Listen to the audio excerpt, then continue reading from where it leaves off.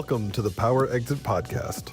This show is dedicated to business owners who want to scale up, plan smarter, and prepare for the ultimate exit. We'll talk with M&A experts and owners who've been through the process to provide actionable advice so that you can sell your business on your terms and without regret. I'm John Marsh. Join me as we prepare to take control of your exit. All right, welcome to the next episode of the Power Exit Podcast. I have a warning for our listeners. Today we have Diana Murphy with Diana Murphy Coaching, and we're going to get into our feelings, something that's oftentimes uncomfortable, but is something that is important as we think about our future exit. So Diana, thank you so much for being here. I appreciate you taking the time and would love to start with maybe you just introducing yourself and telling us about who you are and what you do. Yeah, real quickly, I live in Atlanta. I raise my two sons. I'm actually, after a change in my life, I'm newly married. I love calling myself a newlywed. I started coaching 12 years ago and have loved the practice of coaching. And that journey has taken me from a lot of stress and like health and wellness work, but I've always worked with we used to call them high achievers, right? And type A, right? But I really know I love working with people that have entrepreneurial and founding business owner energy. So I work with a lot of people in that space. And so I'm the coach who you call when shift hits the fan. So when things happen to you and you really are running something important, but it like that life event could be harming the business or the career trajectory, but also it's an intentional shift. So I work with people leaving corporate, coming and opening their own practices, or corporate folk that are really leading important teams. So that's it. Yeah, well, good. Well, I'm excited about the conversation today because we're going to talk about the emotional aspects of selling our business, but we're also going to talk about things like leadership, burnout, high achievement, all the things that are important when you're building a business for an eventual exit. So you started your career in health coaching before evolving into leadership and mindset coaching. What did you discover about high performers that pushed you into what you're doing today? Okay, I love the mind of a high performer because I am one. That's what you learn too when you start doing these things. The trajectory was so clear when I started helping people with their health challenges. I realized that the dynamic, the way that they were taught to be successful was really overriding their own well-being. It was a core expectation. And I believe there are subtle and powerful ways to shift that. But what I also was seeing were the core issues were the ways they were thinking about themselves, the self-esteem, the mindset reactions they were having in their work life that were creating internalized stress that was creating a lot of like anxiety or overeating, over drinking. Those were just results. The core issue I wanted to solve was really helping these owners to enjoy the businesses they were working in and creating. That's a key. It's a conversation, We get to have that. We forget that sometimes, don't we? It's the whole look back, ask yourself 10 years ago if you'd be happy where you are today. And a lot of our clients think that success will eventually create peace and fulfillment, but it oftentimes doesn't happen. Tell us a little bit about why that is. Well, we've been taught like this success, here I am tripping over my words too. We have been taught that success happens based on a formula. We were taught it in our grades. We were taught to overwork as young professionals. And we have also been taught that when we are successful, we will experience this particular emotion. Yeah. And what's really interesting, and when you think of exit, there are a lot of emotions that are felt, and it becomes overwhelming and can rob us of the happiness, the relief, the joy is there. But it's interesting that as you get to that success moment, us as humans, there's so many things going on, and we just don't talk about that in our culture around big change. Yeah, you're absolutely right. It's often and it's nice to have somebody to talk to about that, right? As entrepreneurs, we oftentimes bottle that up because everybody's looking to us, right? Yeah. But that can fester. So let's talk a little bit about specifically business owners and exit, and how what you do, often overlooked, can impact the value or the success of a transaction. Yeah. So what advice would you give to someone who says, I'll focus on myself when I'm done. I'll focus on myself when my business is sold and I've got life 2.0. What's your advice to those folks? So I think in those seasons, we first, it's so new for the exiting owner Yeah. that they want to get through it and get it done. Like, can I just check the box? And what that just shows me is the normal wanting to skate through the emotional impact of it. And there are times where we need to healthy compartmentalize and get through. But what we can miss is if we're going to wait to be okay or to take care of ourselves on the other end, we're not making decisions along the way that honor our values, our integrity, the way that maybe a way that our legacy could be really created in that transition. We forget, we lift out of ourselves, and we're no longer in alignment with what we really wanted to do with this business in the first place.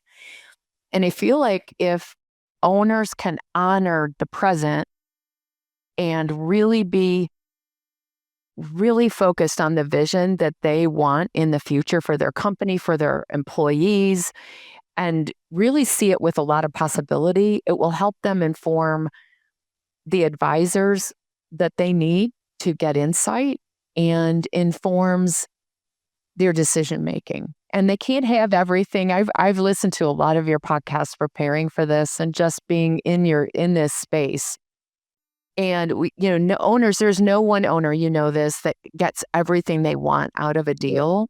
Right. But I think there's things that they think aren't possible because they don't know.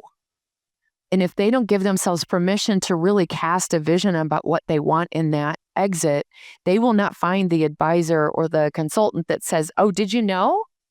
Well, wait, we could look at it this way. But if they don't know the owner's thinking that way and they're just going to push through it, it dishonors. And I bet a lot of deals get really rough at the end if that's not regarded. And it's hard to help the owner to do that, but it's really key. Yeah, that's it happens in every deal. I've had Yeah. very people who've become close friends, clients who have ghosted us. In fact, it was a 50-50 partner deal, and the one partner's calling me saying, hey, have you heard from Bob Smith, or Bob, Yeah. not the real name? And they've been partners for 30 years. And it was at the closing table, a couple of days before closing, but there was a key negotiation hurdle that we cleared. And I think it became real to him finally that, oh my gosh, I'm going to sell my business for tens of millions of dollars. What am I going to do? And it took him literally 3 days. And he called and said, hey, I'm back. I don't know what he did during that time. I guess I could ask him, but it's unbelievable how people don't, what's unbelievable, the things that they feel when you're going through these. It is. There's not a workshop when I do roundtables and workshops and talk about some of these topics or things that are plaguing owners right now. There is not a session that I have that people walk away and go, oh my God, I'm not the only one.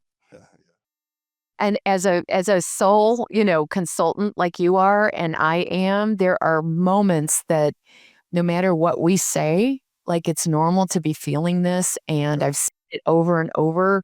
It is so difficult for the owner to believe that because they've been rewarded for being confident, even though they feel terrible in their career. And it's like, that's why I talk about when shift hits the fan, because the people that are in this space, and I know you know this, are really highly capable people.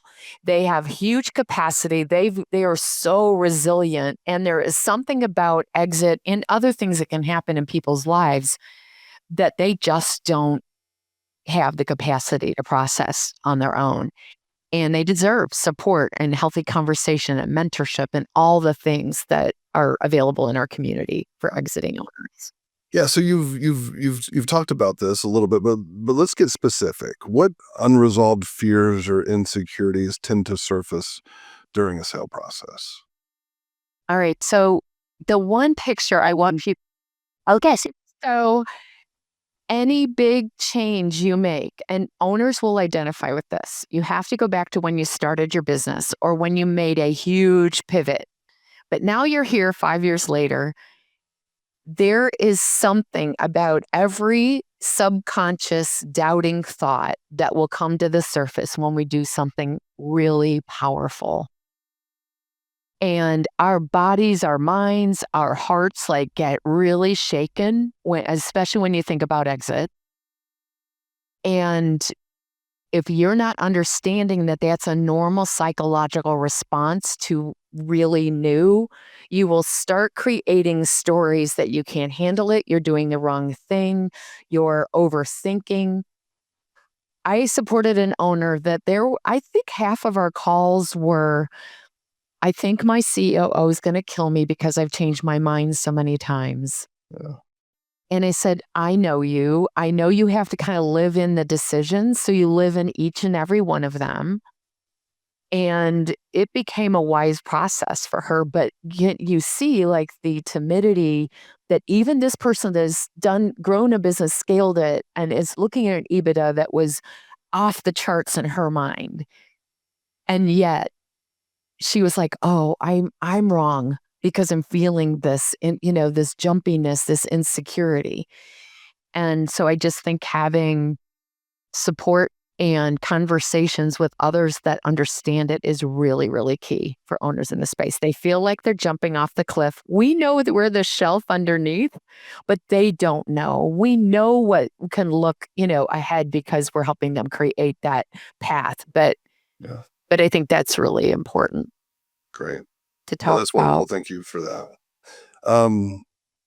What what emotional challenges surprise owners most during an exit?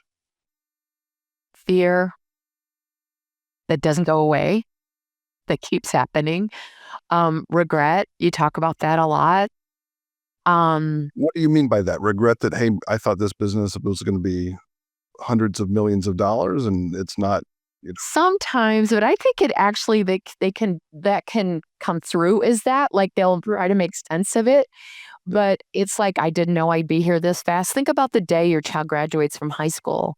It's like there that can bring up a regret conversation in your mind. Wait, I thought I would have done this with this business, or I thought this might have happened with my family coming into the business, or it just is this. These moments are big because they bring up everything. Hmm, interesting. Do you But feel, it's normal. I just want to say that over and over and over. It's a normal response to the bigness of it. yeah. What were you going to say, John? Do you think any of it's imposter syndrome? Yeah. Because imposter syndrome at the simplest level is that you're doing something so new that you're leaving an identity. So it feels very shaky and you're stepping into a new one. Or and for an exiting owner, they're doing something like they're used to being confident about the actions they take. And now they're doing something they've never, ever, ever done before. And most owners have not been in that position for a really long time. So the imposter syndrome is like, am I up to this? Can I make these decisions? And I think amnesia is really common when we make a big change and it wipes away. And this is something that advisors can really be supportive with is reminding the owner of what type of decision maker they've been, what type of team they've built to really like, you have done this. I do this with clients in all spaces all the time. Our brain will look at what's really wrong and scary and over focus, but will not, especially in these exits, but will not look at, wait, what have I done that's similar? What am I capable of here? What was the biggest pivot I ever did in my business? And how did I handle that? It's almost like reminding like that's an emotional regulation process. It's like, it's almost reminding ourselves, no, you've been here before. It Yeah. just feels different. Yeah. So getting grounded, I think, is just so available, but only if you're really understanding Yeah. what's going on. Yeah. Before we move on, I do want to, and I didn't give you this question in advance. So here's, That's okay. I love surprises. right. So we've got clients who are in a transaction and they're in these feelings. Mm-hmm. They don't want to bring in a coach, Right. Hey, we got another week to go. We got 2 weeks to go. What can they do with their time to deal with these emotions, right? Is it talking to folks? Is it meditation? Like, what do you recommend to those folks who are in the thick of it? How do we deal with these? Okay. So I'm going to talk to that owner that, first of all, really thinks they should be able to do this by themselves. And it's okay to get support from those that know them really well. Yeah. Build that. But Got to what, build that team. yeah, have the, really talk to the team. But I think this is something that we don't talk about a lot, is that the both and experience emotionally is really real. And if they can hold the anxiety and the fear at bay, knowing that they're at this point where things are about to close, Yeah. and do a both and. No, but what happens to our mind is we make all this story. It's going to go terrible. Oh, the other shoe's going to drop. Oh, something, like, it's trying to explain the fear. If it can just be held there as like, oh yeah, I see you. Oh, I'm feeling fear and I am so proud of. I love the two questions, because when clients are in fear, asking what they're very proud of gives them access to the whole other side of who they are. Mm. And so if anybody's listening that's in that space, yeah, the fear's real. But if you could just hold it and observe it and just kind of calmly breathe through it, what are you also so super proud of in this moment? And it helps the energy of everything, the vision and everything, that's how they built this business. The fear is normal, but we've not been taught in our especially high growth, high impact culture of running businesses and entrepreneurship. We've just not been taught it's okay to have the negative emotions, and they are just part of the process. Yeah. And the clients who I know who handle this best are the ones who have built that team, and they are vulnerable with some of these things. The question, they're not, they realize that, hey, we might not know it all. Like, clients, oftentimes I do know how to sell a business, but if you were to ask me to run your business, I wouldn't be able to do it. Yeah. They need to be reminded of that. Yeah. Build a team who you can leverage and get advice from during these difficult things. All right, moving along to maybe a different topic: leadership, burnout, high performance. I want to talk a little bit about, in our pre-conversation here, you said, ambitious founders are often disconnected from themselves. Yeah. Why is that? Well, we were taught think of college. What were you taught before you had a big final? And you even think about how finals are set up. We were taught to drink way too much coffee, to not sleep, to not like, oh, I got to skip the exercise. I got to study another hour. Like, there's some very deep subconscious teaching that to be successful, we need to disregard ourselves. To be successful, we have to disregard ourselves. Some of us hit health issues. Some of us hit relationship walls where we are forced to reckon with how we were taking care of ourselves. And so I think it's like, when we can understand, it's more automatic to disregard our well-being, and that it is actually a new process to honor our well-being first. And it shows up in crazy ways. I mean, when you think of the kind of like when the Instagram entrepreneurs, right? And they talk about their high growth, most of those people are highly supported financially. They're able to be, and they are taking care of their physical well-being and mental well-being at a very, very high level. Mm. Now, not all of us can have that, but when we as owners and high capacity folk can understand that we pushing through dishonors our well-being, but understanding our rhythm is actually much more. I like. I was thinking about this today with this question. I work on a very high intensity 90-day cycle in my business. And at the end of them, and I'm at an end of one, and I'm flying over, I'm going to Istanbul. Like, this is like going to be so disorienting for me. It'll be a retreat experience just by going there. I've learned that I love to run something, a new idea hard or a new way. I will have a kind of theme of the quarter and I go all in on it. And then I have a time where I need to sit back, I'm coached, I go away and I let it integrate. And then I'm totally informed what to do the next 90 days.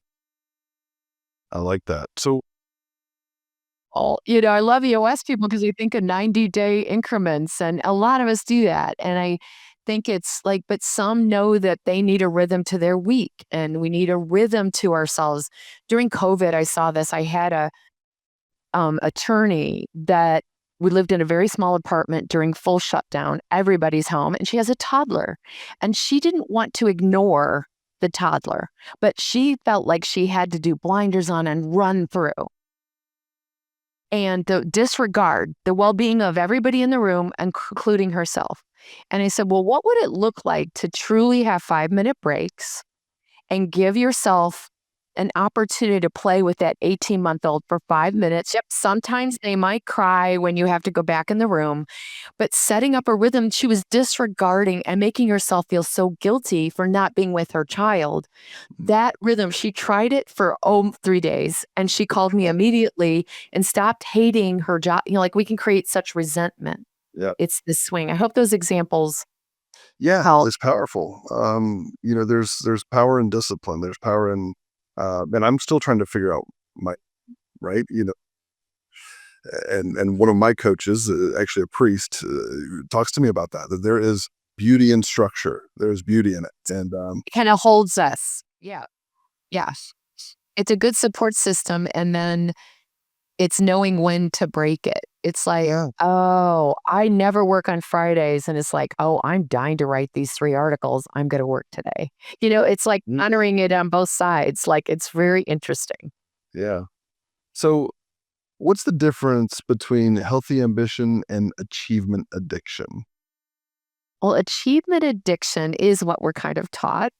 I keep talking about that, but our culture invites us to that, and it gives us a lot of dopamine hits. Yeah, The sure. I Yeah, the type A person that becomes an A student, gets every internship, gets the big job, it's waiting for that next pop, but not at the same time honoring what they really want. And so I think growth that is healthy for all of us, I don't care what we're up to, will come from honoring what we most desire in our lives. It informs so much. And it's knowing where we want to have an impact, knowing the type of work we want to be doing, knowing what we want to create. I think the most fun in my job is the sessions where I work with people that, ooh, I don't know what's next. And they do. They do. It's slowing down enough to access what do you really want. And sometimes in that, like the 90-day cycle, that can be a small tweak. That can be a small shift that gives that person just great delight and restoration Hmm. instead of always being on the what is the next thing? Because the next thing doesn't, it's like that's what we talked about this already. We get the position, we get the sale, and then we feel all sorts of different things, not just we were sold that you'll feel this way when this happens. Yeah, yeah. Well, and I'm jumping back a little bit, but part of my job is to determine if a client is ready for Hmm. Life 2.0. Do they Yeah. have a plan? Because we've seen clients who are just when the rubber hits the road and it's time to close the deal, like I don't know what I'm going to do, Yeah. and And that they've had fear, all yeah, that, so it's who you are outside of who you are really. It's what's your why, but what do you want to be? What are your goals? And I'm struggling with that a little bit.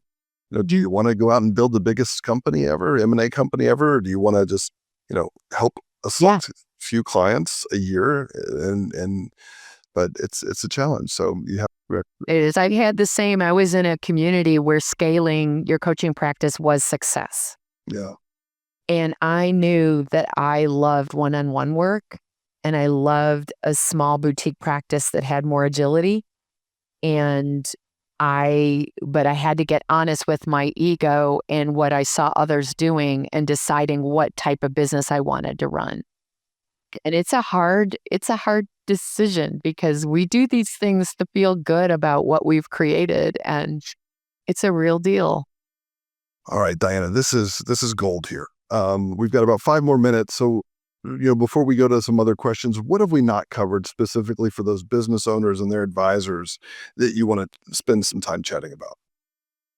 There's just something I see in the people I've worked with and just being in our community of exit. And I love it. Like I love oh, the amazing spirit and um passion that expert advisors put towards supporting owners.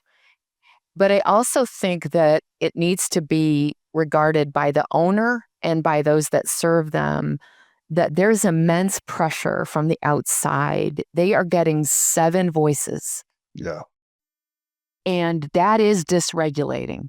That is like where they don't feel themselves. That is where, and there's not a perfect solution to it. This is why I have chosen to enter the space in coaching here. I want to be available to those that want to be able to navigate these journeys by having support for their own mental and emotional well-being so that they feel grounded in it. But I think it's important, I'd love to have this conversation with you, is like what are the things that work to help that owner keep dropping into their genius? And to, yes, be listening to advisors, but to be careful that the team is not designed with too many strong voices Mm, that is dishonoring the owner. yeah. So what does that ideal team look like when you go into a client and you could build the right team for them? Who is that? Is it a therapist? Is it a business coach? Is it their CFO? Maybe just Yeah, paint that picture. really, I do think that having someone on their team, even if their expertise is different than exit, but having that person be a part of things, even at a high level, that knows the owner really well. That I think that that would be key. And it's not, I bet it's not always the same person. I bet you know that. Yeah. But I also think that it's just setting the tone that, and this is something that shifted my business entirely, is when people get to know me, they will know whether to hire me. Hmm.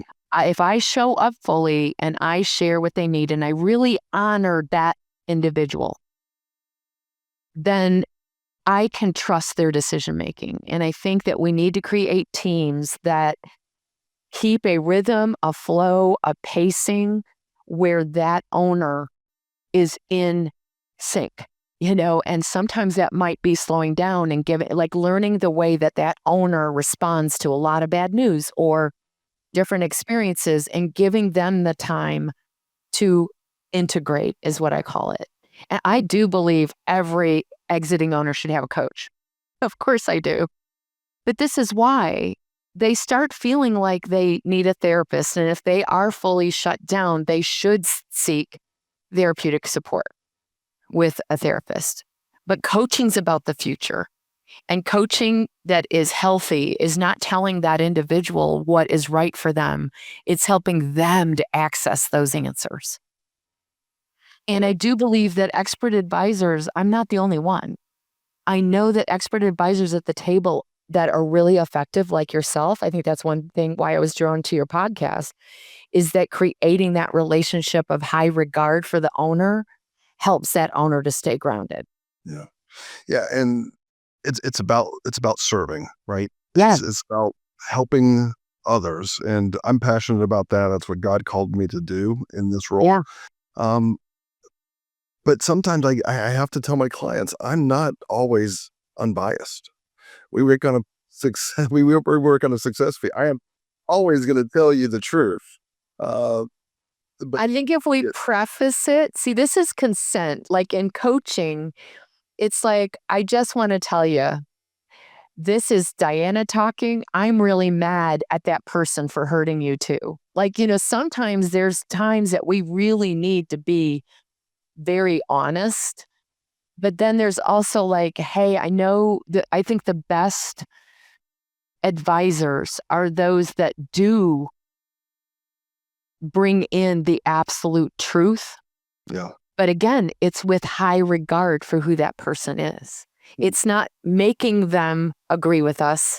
It's being brave enough to say, hey, there's something I really need to talk to you about and help you to see. Are you ready for it? Like, nope, I've had a really hard day. I'm like, let's have coffee tomorrow, right? Here you go. Yeah. Because like in my work, I can't push. I have to let my clients ghost me and come back. I have to let it's being available for the people we serve when they're really ready and getting to know them the best we can. Yeah. No, amen. Yeah. Well, Diana, this is, like I said, this is really good. I love it because it's a new type of conversation for me, and for the most part, I've made it through talking about emotions and feelings. It's not something I'm very good at. You're speaking to someone that thought she was really good at emotions until I had my own life experiences. So, like, we're speaking to the choirs here. That's right. So if a founder is listening today and has built a successful team but feels, exhausted, disconnected, stuck, what would you want them to hear? What would you want to leave them with today, Diana? I would want them to know that they can experience that exit in a different way. Like, I think there's been too much acceptance that it's super hard. Like, we talked about college finals. We accept that that's how we do them. Right. But I think knowing that there are coaches like myself that really can support and understand the process so that they can be in their best genius and feel more like themselves. And actually, I believe even in the toughest of circumstances, when we manage our mind a little bit, honor processing emotions, and that clears us up for knowing exactly what we want to do next. And I believe owners and exit deserve that opportunity. That's great.